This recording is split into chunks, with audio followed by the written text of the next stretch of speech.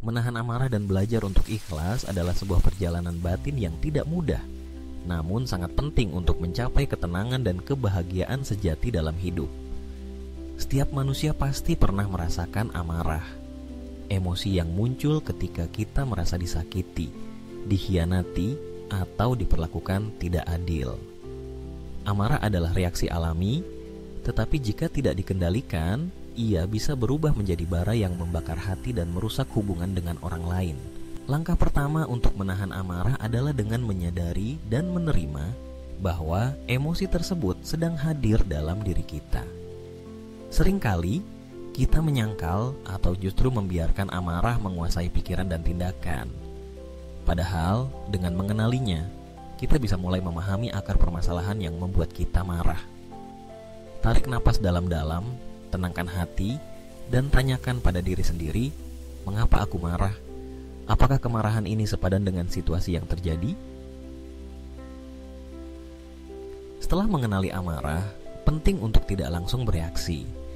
Memberi jeda sejenak sebelum berbicara atau bertindak adalah kunci agar amarah tidak berubah menjadi kata-kata atau perbuatan yang bisa disesali. Dalam jeda tersebut, cobalah untuk merenung. Ingatlah bahwa setiap orang bisa berbuat salah, dan tidak semua hal di dunia ini berjalan sesuai kehendak kita.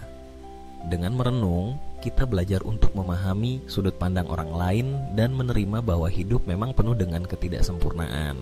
Menahan amarah bukan berarti memendamnya sampai meledak di kemudian hari. Justru, kita perlu mengelola amarah dengan cara yang sehat. Bicarakan perasaan Anda kepada orang yang Anda percayai, atau tuangkan dalam bentuk tulisan.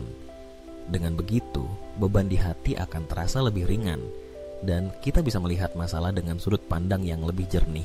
Kunci lain dari menahan amarah adalah belajar untuk ikhlas. Ikhlas berarti menerima setiap kejadian, baik ataupun buruk, dengan lapang dada. Ikhlas bukan berarti menyerah atau pasrah tanpa usaha, melainkan menerima kenyataan tanpa menyimpan dendam atau kebencian. Ketika kita ikhlas, hati menjadi lebih tenang dan pikiran lebih terbuka untuk solusi. Untuk mencapai keikhlasan, penting untuk melatih rasa syukur. Fokuskan perhatian pada hal-hal baik yang masih kita miliki, meskipun sedang menghadapi cobaan. Dengan bersyukur, kita akan lebih mudah menerima kekurangan dan kesalahan, baik dari diri sendiri maupun orang lain.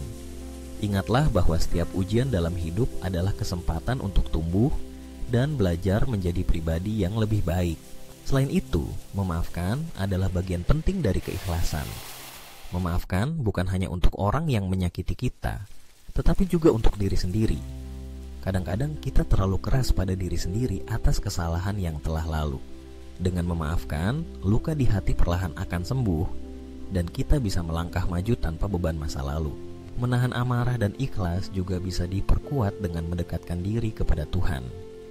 Melalui doa dan ibadah, kita memohon kekuatan untuk mengendalikan emosi dan menerima segala ketentuan dengan hati yang lapang. Percayalah bahwa setiap kejadian, sekecil apapun, pasti memiliki hikmah yang tersembunyi. Tuhan tidak pernah memberi cobaan di luar batas kemampuan hamba-Nya. Akhirnya, menahan amarah dan ikhlas adalah proses yang membutuhkan latihan dan kesabaran. Tidak ada yang instan, dan terkadang kita akan gagal. Namun, setiap kali kita berhasil menahan amarah dan memilih untuk ikhlas, hati kita akan semakin kuat dan damai.